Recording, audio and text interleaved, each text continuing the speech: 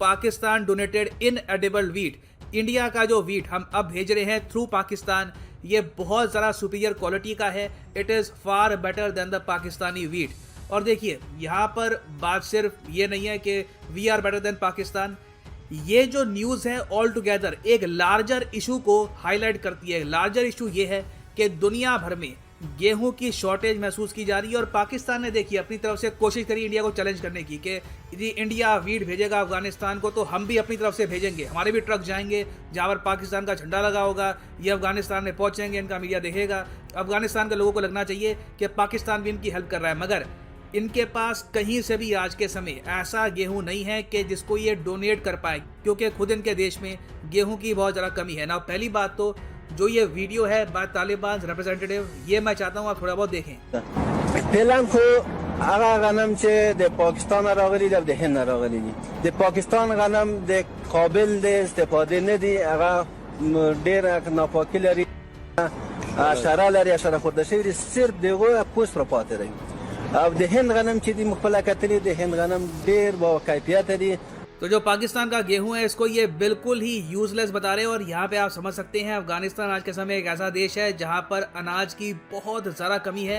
तो जब वहाँ की सरकारी कह रहे हैं कि देखिए इसको तो कोई नहीं खाएगा, ये बिल्कुल यूजलेस है, पशुओं को भी नहीं खिला पाएंगे क्योंकि कीड़े लगे हुए हैं इस वीट पे, और ऐसा वीट पाकिस्तान की गवर्नमेंट भेज सकती है, ये देखकर तालिबान भी काफ़ी हद तक सरप्राइज्ड है। तो इससे तो पहली बात तो हमको ये पता लगता है कि देखिए तालिबान और पाकिस्तानी गवर्नमेंट के जो रिलेशन हैं धीरे धीरे खराब होने स्टार्ट हो चुके हैं, क्योंकि इन दी एंड देखो चाहे पाकिस्तान की ISI ने, इनकी मिलिट्री ने तालिबान को पावर में लाने के लिए हेल्प करी हो, मगर अगर तालिबान को पावर में बने रहना है तो इनको चाहिए होगा प्रॉपर फाइनेंशियल सपोर्ट, इनको रिसोर्सेज चाहिए होंगे, वो पाकिस्तान से नहीं आने वाले। बेसिकली इनके लोगों को जो जेन्युइन हेल्प है वो इंडिया से ही आ सकती है। तो अब इन्होंने ओपनली पाकिस्तान की आलोचना करनी स्टार्ट कर दी है ना। इसमें यूक्रेन वॉर का क्या इशू है ये भी हम डिस्कस करेंगे, मगर आगे बढ़ने से पहले आपसे क्वेश्चन पूछूंगा। बहुत ही सिंपल क्वेश्चन है, वीट को हम कौन सा क्रॉप कहते हैं? आपने स्कूल में 50 बार पढ़ा होगा कि खरीफ क्रॉप होते हैं, राबी क्रॉप होता है, जायद क्रॉप होता है। तो आपको सिंपली यहाँ पर ये बताना है कि वीट कौन सा क्रॉप होता है, खरीफ, राबी, जायद या फिर both A and B. Comment section में मैं चाहता हूं आप सब लोग each and every single one of you इसको अटेम्प्ट करिए। सही उत्तर इसका आपको वीडियो के अंत में मिल जाएगा। नाउ पाकिस्तान को आप अगर देखो तो 2018 से पहले ये देश था एक वीट का एक्सपोर्टर, और दुनिया भर में ये लोग वीट बेचकर थोड़ा बहुत पैसा कमा भी लेते थे। फिर इमरान खान पावर में आए और इनकी ओवरऑल जो एग्रीकल्चरल पॉलिसीज हैं कंप्लीट फेलियर रही हैं। इन्होंने फर्टिलाइजर्स पे इतना फोकस नहीं किया, किसानों को ओवरऑल हेल्प करने में इतना फोकस नहीं किया। मेन इनका जो भी आप कह लीजिए खेती बाड़ी में फोकस होता है वो है कि पेड़ उगाओ। आपने देखा होगा पूरे पाकिस्तान में उन्होंने काफी जगह पेड़ उगा दिए, मगर किसानों की इतनी हेल्प नहीं करी। तो इस वजह से इवेंचुअली हुआ क्या है कि पूरे पाकिस्तान में आज के समय एक वीट की शॉर्टेज महसूस की जा रही है, चाहे रावलपिंडी हो, इस्लामाबाद हो, और इन द फ्यूचर बताया जा रहा है कि पाकिस्तान का जो वीट क्राइसिस है ये बढ़ने ही वाला है, क्योंकि फर्टिलाइजर की कमी है। इनके बहुत सारे जो इरिगेशन वाले प्रोजेक्ट्स थे ये भी प्रॉपरली आगे नहीं बढ़ पाए। तो अब हुआ क्या है कि 2018 से लेकर अब 2022 तक पाकिस्तान बन गया है एक वीट का इंपोर्टर। अब ये लोग वीट को परचेज करते हैं। नाउ पाकिस्तान जैसे कई वीट परचेजिंग कंट्रीज के लिए सबसे बड़ी प्रॉब्लम अब ये है कि दुनिया भर में भी अब गेहूं को लेकर एक सप्लाई क्राइसिस स्टार्ट हो चुका है यूक्रेन रशिया वॉर की वजह से। जो दुनिया भर में वीट के दाम है ये रिकॉर्ड रेट्स पर पहुंच चुके हैं, क्योंकि देखिए यूक्रेन और रशिया टोटल दुनिया के 30% जो वीट के एक्सपोर्ट्स थे ये अकेले संभालते थे। यूक्रेन को कहा जाता था the bread basket of Europe. Ukraine की ब्रेड ऑल ओवर यूरोप बहुत ही फेमस है, बहुत उपजाऊ जमीन है यहाँ पर। तो अब सिंस ये कंट्री लिटरली अपने सर्वाइवल के लिए लड़ रहा है रशिया के अगेंस्ट, तो एग्रीकल्चर एक्सपोर्ट वगैरह करना ये इनके माइंड में आखिरी प्रायोरिटी है। तो इसलिए देखा गया है कि पिछले कुछ महीनों में वीट के दाम 50% तक बढ़ गए हैं, और IMF ने रिसेंटली वार्निंग दे दी है कि दुनिया भर में अनाज की कमी होने वाली है। हो सकता है कि मिलियंस भूख से मारे जाएं। ये मैं आपको बता दूं, अभी के लिए इस पर इतने आर्टिकल पब्लिश नहीं हो रहे, अभी बस इस पर वार्निंग ही आ रही है। मगर याद रखिएगा आज से 8 से लेकर मेरी 10 महीने बाद एक ह्यूज ग्लोबल शॉर्टेज आएगी वीट की, और हो सकता है कि कई गरीब देशों में बहुत से लोग भी मारे जाएं। प्राइमरली इसका बहुत ही बड़ा झटका लगने वाला है इजिप्ट पर, टर्की पे भी लगेगा। जी हाँ, टर्की भी एक गेहूं का बहुत ही बड़ा इंपोर्टर है। उसके अलावा बांग्लादेश है, सुडान, नाइजीरिया, अजरबैजान, ये सब कंट्री जो है बुरी तरीके से हिट होने वाली है। इंडिया की आप अगर बात करें तो थैंकफुली हमारी वीट की प्रोडक्शन प्रॉपरली हो रही है, और उल्टा इंडियन वीट की डिमांड दुनिया भर में बहुत ज्यादा बढ़ गई है।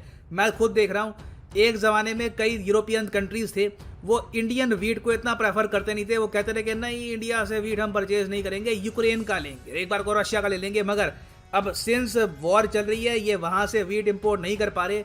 अब कई यूरोपियाई देश भी हैं, वो पहली बार भारत की तरफ मुंह मोड़ रहे हैं। और ना सिर्फ यूरोपियन कंट्रीज, इवन आप अगर देखोगे अफ्रीका में कई देश जो पहले भारत के वीट की तरफ नहीं देखते थे, अब बहुत ही बड़ी संख्या में डिमांड कर रहे हैं इंडियन वीट को। और इसलिए कहा जा रहा है कि आने वाले कुछ सालों में हो सकता है कि इंडिया के जो वीट एक्सपोर्ट्स हैं ये 4 गुना बढ़ जाए और ओवरऑल हमारा देश 2 से लेकर 3 बिलियन डॉलर्स सिर्फ गेहूं बेच के ही कमा ले। ये ऑफ कोर्स हमारे किसानों के लिए भी एक बहुत ही अच्छी न्यूज़ है। और किसानों के अलावा मेरे हिसाब से जियोपॉलिटिकली भी इंडिया को इससे एक बहुत ही बड़ा एडवांटेज मिलने वाला है। रीजन में आप देखेंगे कई देश जो थोड़ा बहुत कभी कभी रूठ जाते थे भारत से, आप देखेंगे आने वाले कई सालों तक बहुत ही रिस्पेक्टफुली बात करेंगे इंडिया से, क्योंकि इंडिया से ही ये लोग वीट परचेज करने वाले हैं, जिससे अपनी आबादी को ये खाना खिलाएंगे।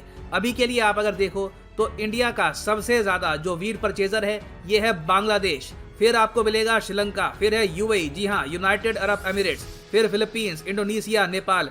यहाँ पर बहुत ही जल्द आपको कई यूरोपियन और अफ्रीकन कंट्रीज भी दिखेंगे। और अफगानिस्तान के केस में मैं आपको ये बता रहा हूँ कि इंडिया इसी तरीके से अगर वहाँ पर वीट को लेकर हेल्प करता रहता है तो कोई बड़ी बात नहीं है कि चाहे वहाँ पर तालिबान भी पावर में हो, ये लोग फिर से काफ़ी हद तक धीरे धीरे इंडिया की तरफ झुकना स्टार्ट कर दे। क्योंकि अंत में याद रखिएगा, नीड्स जो आपकी पूरी करता है, जो आपकी हेल्प करता है, कंट्रीज उसी कंट्री के साथ प्रॉपरली अलाइन होना स्टार्ट कर देती हैं। तो इवन दो हम लोग अभी भी तालिबान को एज ए गवर्नमेंट एक्सेप्ट नहीं कर रहे, ये जो वीट वाला इशू है ये इतना बड़ा मैं कहूँगा इशू है अपने आप में कि इससे एटलीस्ट तालिबान की जो हॉस्टिलिटी थी टुवर्ड्स इंडिया ये खत्म हो जाएगी और उल्टा वो काफ़ी हद तक कोशिश करेंगे कि इंडिया की तरफ और फ्रेंडली हो जाएं। और इससे शायद आप यहाँ पर ये भी समझ सकते हैं कि क्यों इमरान खान ने अपनी तरफ से पूरी कोशिश करी कि एक बार को इंडिया का वीट जो है ये अफगानिस्तान तक ना पहुँच पाए।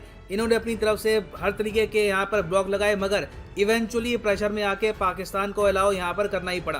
तो this is a great moment for India, this is good for Afghanistan as well. Eventually of course Pakistan का जो ट्रेड एम्बार्गो है इंडिया पर, इसकी वजह से इनकी पॉपुलेशन हेवली सफ़र करने वाली है। क्योंकि इनको अब वीट जब परचेज करना होगा तो कहाँ से लेंगे ये wheat? It will be very difficult, क्योंकि बाकी और बहुत कम कंट्रीज हैं जो इंडिया की तरह वीट एक्सपोर्ट करने वाली है इन द नियर फ्यूचर। यार वापस आते हैं अपने क्वेश्चन की तरफ कि वीट कौन सा क्रॉप होता है, गेहूँ कौन सा क्रॉप है? तो सही उत्तर इसका है option B is the right answer, rabi. Wheat is a rabi crop. अब दोनों में फ़र्क क्या होता है? देखिए, खरीफ क्रॉप जो है ये ज़्यादातर होते हैं आपके जैसे कि गन्ना हो गया, कॉटन हो गया या जूट है, ये सब इसको हम कहते हैं खरीफ क्रॉप। इनको बोया जाता है जून के महीने में और इनको हार्वेस्ट किया जाता है नवंबर महीने में। फिर जो राबी क्रॉप है इनको बोया जाता है नवंबर महीने में, इनकी हार्वेस्टिंग होती है मार्च में। तो याद रखिएगा, बहुत ही इंपॉर्टेंट है वीट राबी क्रॉप में डिफरेंस।